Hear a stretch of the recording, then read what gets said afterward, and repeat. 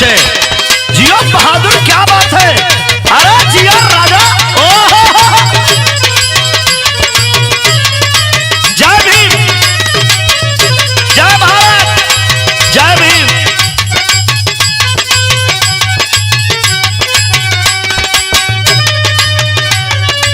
अच्छा साथियों, हम गायक कलाकार अशोक लाल यादव, जनपद आजमगढ़, आपके बीच में एक छोटी सी गीत प्रस्तुत और पेश करने जा रहे हैं। सुनने वाले सभी श्रोता बंधुओं को नमो बुद्धाय, जय भीम, जय भारत, जय मूल निवासी, जय समाजवाद। गौर करिएगा, एक बात का चर्चा होता है भैया। रामचरितमानस के अंदर एक चौपाई लिखल गई, पूजा ही विप्र सकल गुणहीना और शूद्र न पूजा ही ज्ञान प्रवीणा।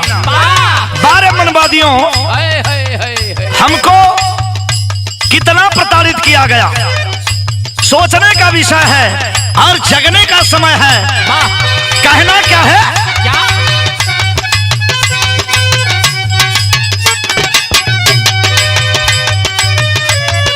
तुलसी के ग्रंथ से गुजारा न होगा,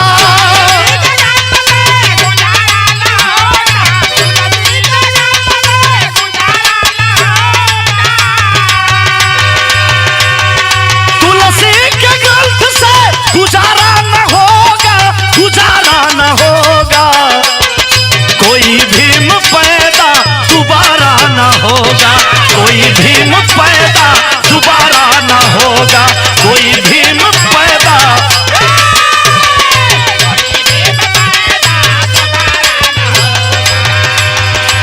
हम नमन करना चाहते हैं उन माँ को जिन माँ ने भारत के रत्न बाबा साहब को जन्म दिया।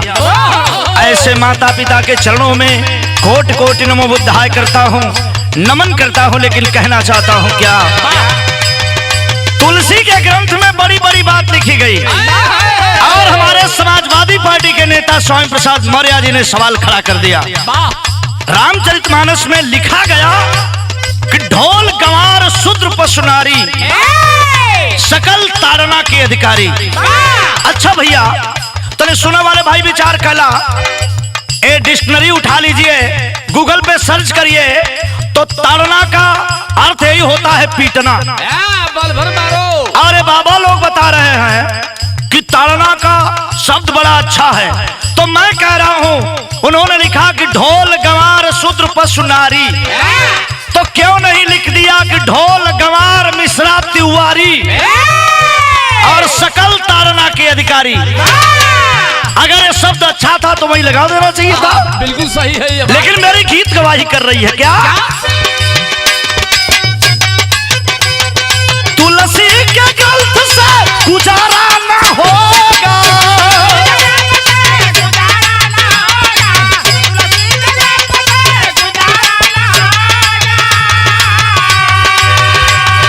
तुलसी के ग्रंथ से गुजारा न होगा, गुजारा न होगा। कोई भीम पैदा दोबारा न होगा, कोई भीम पैदा दोबारा न होगा।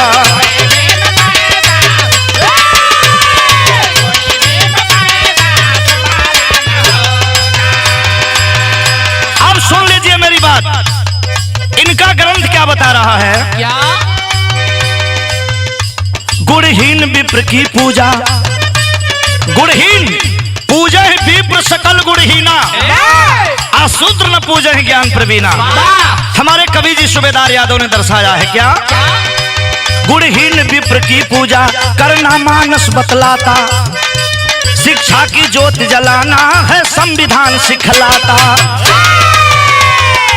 शिक्षा की ज्योत जलाने का जो हमें अधिकार मिला, पहले तो मुझे पढ़ने का अधिकार नहीं था।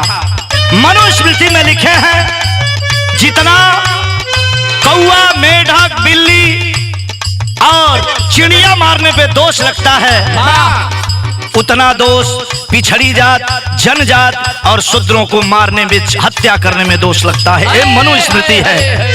मैं आपको पेश कर दूंगा इसी गीत में, उसका डिटेल भेज दूंगा, आप उसको देख लीजिएगा। गुणहीन विप्र की पूजा करना मानस बतलाता, शिक्षा की ज्योत जलाना है संविधान सिखलाता। बिना क्रांति कोई सहारा ना होगा,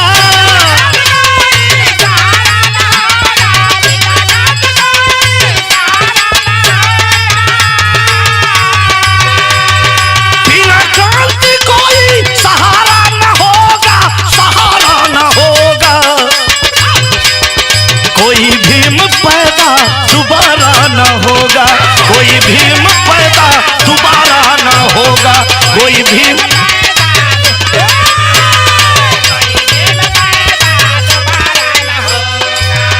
कवि ने लिखा है बिना क्रांति कोई सहारा न होगा। क्रांति करना पड़ेगा और लड़ना पड़ेगा और लड़ करके अपना अधिकार छीनना पड़ेगा।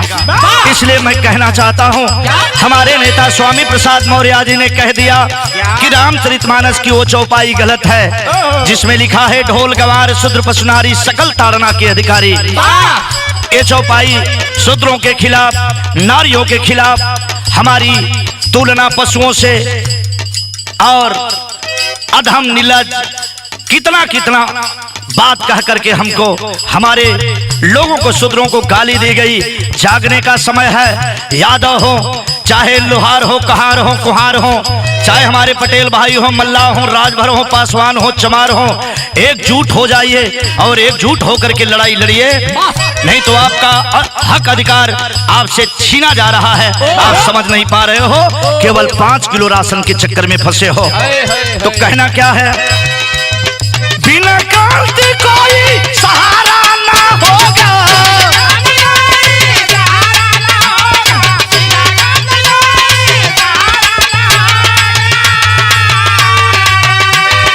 बिना क्रांति कोई सहारा ना होगा, सहारा ना होगा। कोई भीम पैदा दोबारा ना होगा, कोई भीम पैदा दोबारा ना होगा।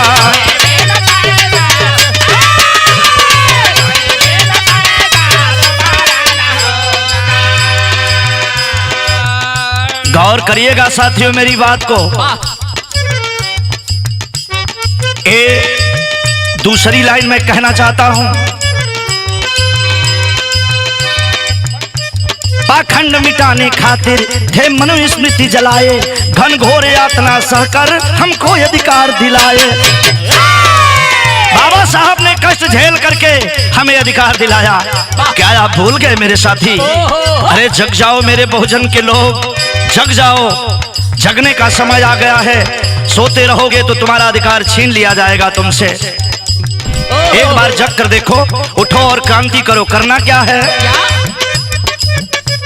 पाखंड मिटाने खातिर थे मनुस्मृति जलाए, घन घोर यातना सहकर हमको अधिकार दिलाए। संविधान बिन कोई सहारा न होगा,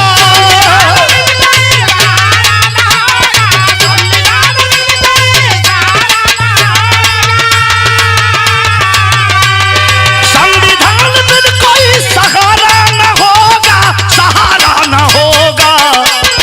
कोई भीम पैदा दोबारा न होगा, कोई भीम पैदा दोबारा न होगा, कोई भीम।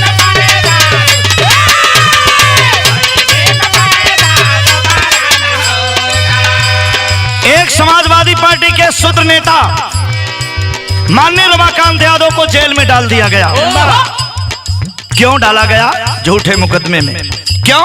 उन्होंने कह दिया था कि मैं शूद्र हूं, रमाकांत यादव शूद्र है।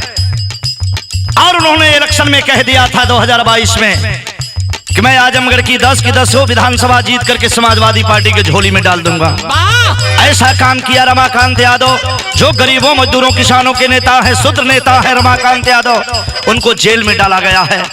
विचार कर लीजिएगा, जो भाजपा में रहेगा वो गंगा नहा लेगा। कितना भी घटिया काम कर ले, भाजपा में चला गया, गंगा नहा लिया, शुद्ध हो जाएगा। और कितना भी अच्छा काम कर ले और दूसरी पार्टी में जाएगा तो चोर हो जाएगा।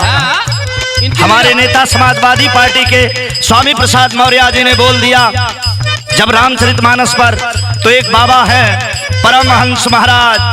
बारे महाराज जी। हाँ ललका बाबा। कौन बाबा है आप? राम रहीम है कि नारायण साईं है कि रामपाल है कि चिन्मयानंद है? उसी श्रेणी में आने वाले आसाराम बापू तो नहीं है आप? कि राम रहीम है। मैं कहना चाहता हूँ, बाबा जी ने कहा मैं 5 लाख की तलवार मंगाया हूँ स्वामी प्रसाद मौर्य का गर्दन काटने के लिए। अरे जिस दिन स्वामी प्रसाद मौर्य को टच कर दोगे तो समझ लो बहुजन तुम्हारी बखड़िया उधेड़ देगा। हमारे नेता है स्वामी प्रसाद मौर्य, जो हम शूद्रों की आवाज, हम शूद्रों के जान। अखिलेश यादव हो चाहे किसी भी पार्टी के लोग हों, जो हमारे शूद्र हैं उनको एक हो जाना चाहिए। मैं कहना चाहता हूं क्या संविधान बिल कोई सहारा न होगा,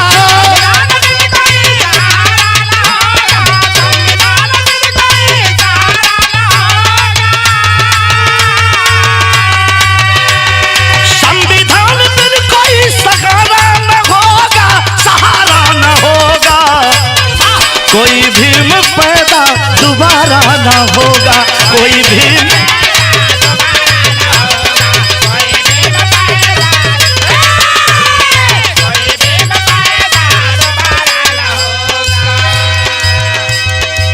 कहना चाहता हूं साथियों, कुछ लोग ऐसे हैं जो मनु स्मृति को, मनवाद को लागू करना चाहते हैं। उनको मैं चेतावनी देना चाहता हूं, कान खोल करके सुन लो। कहना क्या है? मनुवाद को फिर से कुछ लोग चाहते करना, जय भीम बोलकर हमको आगे को बढ़ते रहना। मनवाद को फिर से लागू कुछ लोग चाहते करना, जय भीम बोलकर हमको आगे है बढ़ते रहना। मजेदार है तो किनारा भी होगा,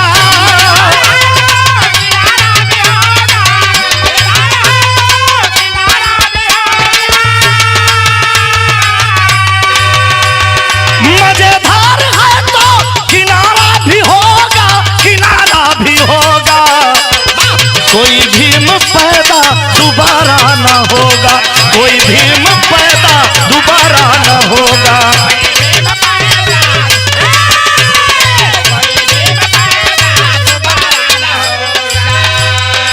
स्वामी प्रसाद मौर्य पे बाबा जी ने कहा कि जो एक थप्पड़ मारेगा, इन मनवादियों ने कहा कि जो एक थप्पड़ मारेगा उसको 21 लाख दूंगा, जो गर्दन काटेगा उसको 1 करोड़ दूंगा। एक बात अपने दिमाग से निकाल दो, एक गलतफहमी भूल जाना। जिस दिन बहुजन रोड पर उतर जाएगा तुम्हारी बोलती बंद हो जाएगी। 85 के लोगों को गुमराह करके जो शासन और राज कर रहे हो, ये तुम्हारी गद्दी छीनने जा रही है। गौर कर लो, कहना क्या है? बाबा जी ने ग्रंथ में लिखा है बड़ी बड़ी बात। क्या लिखे हैं? अहिर के रात कोल कलवारा, जे वर्णाधन तेल कुम्हारा। अरे तेली भाई, कुम्हार भाई, मला भाई, पासवान भाई, पटेल भाई, राजभर भाई, चौहान भाई, यादव भाई, क्यों नहीं जगते हो? रामचरितमानस पढ़ करके तुम्हारा बेटा IAS PCS हो सकता है? नहीं। बाबा साहब ने जो संविधान में लिखा है उसके तहत आज संविधान की धज्जी उड़ाई जा रही है, और संविधान के तहत ही तुम्हारा बेटा, आपका बेटा IAS और PCS रैंक पे हो सकता है। ये बाबा साहब की देन है। अशोक लाल यादव प्रधान नहीं होता, कोई पद पर नहीं होता, हमारे साथी MP MLA नहीं होते, मेंबर नहीं बन पाते, लेकिन बाबा साहब ने जो हक अधिकार दिया है, जीने का अधिकार दिया है, मैं उनको नमन करता हूँ, कोटि कोटि नमन करता हूँ। इसलिए कहना है क्या?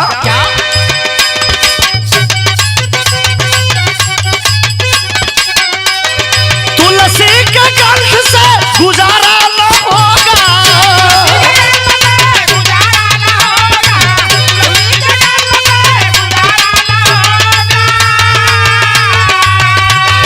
तुलसी के कंठ से गुजारा न होगा, गुजारा न होगा, कोई भीम पैदा दोबारा न होगा, कोई भीम पैदा।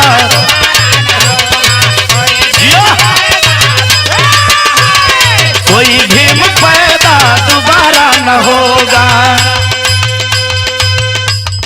कांति बिन कोई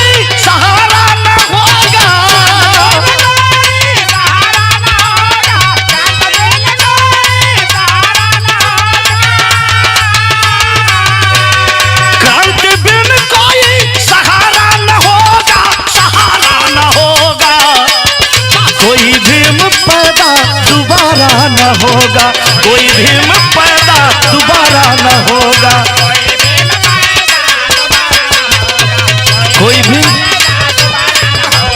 कोई भीम पैदा दोबारा न होगा, कोई भीम पैदा। जय भीम, जय भारत, जय मूल निवासी, नमो बुद्धा, जय समाजवाद। वाह।